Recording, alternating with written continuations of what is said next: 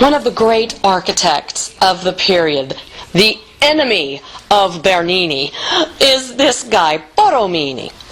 Borromini is exclusively an architect, unlike Bernini. And most of Borromini's work is in Rome.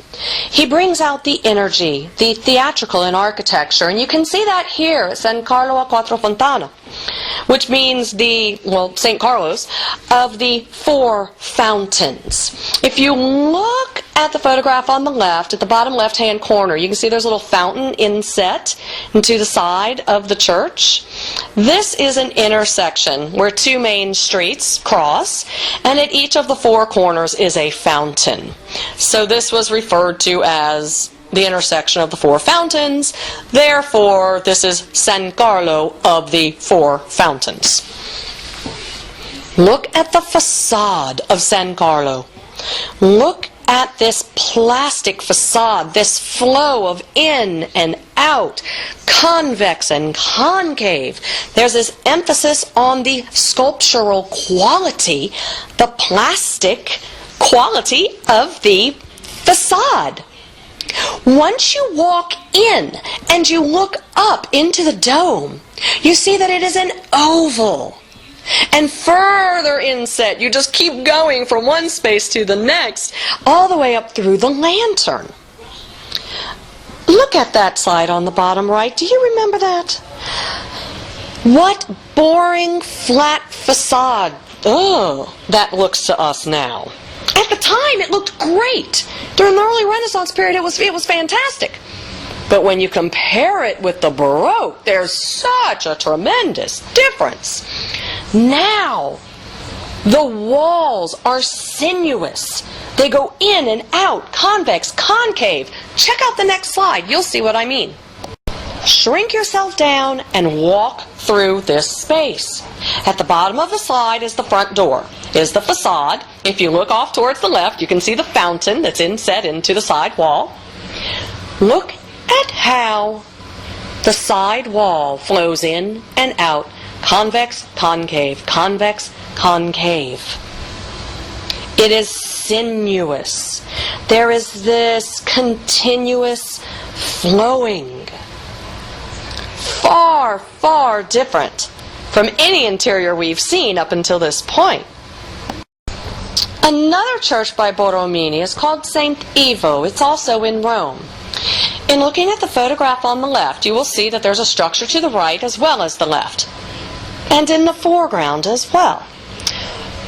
This building was pre-existing, and Borromini was called to add a church to the existing two-story structure. It's actually a school. To this day, it functions as a school for university students.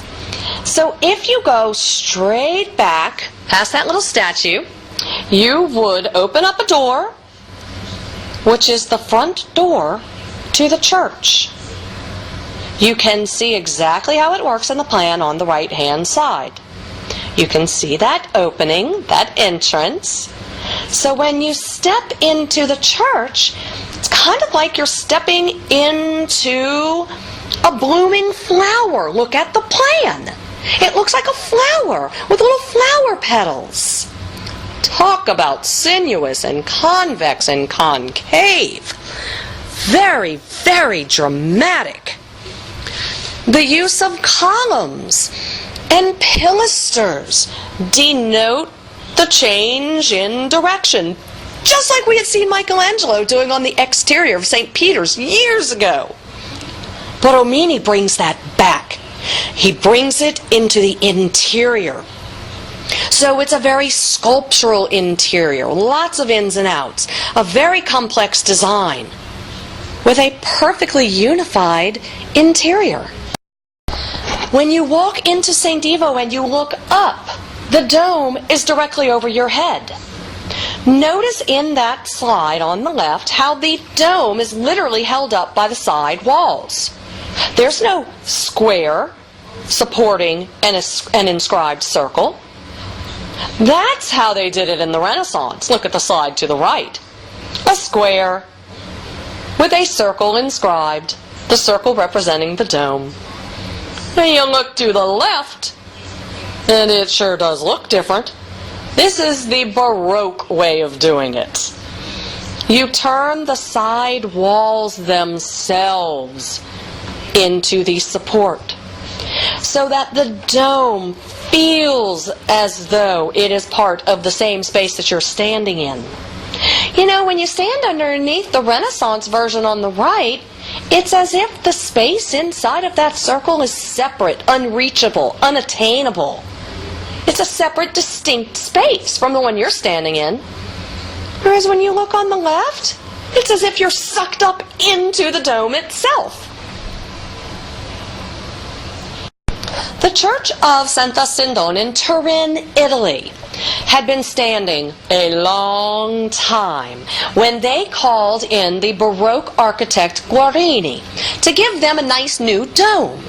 So the church itself had been there. He's responsible only for the dome. And boy, does he make the best of it. Look inside of that dome. Look at all of the activity. One arch on top of another, on top of another, on top of another. Talk about drama. Very dramatic architecture, leading all the way up to the top of the lantern. Santa Sindona, by the way, is the Church of the Holy Shroud.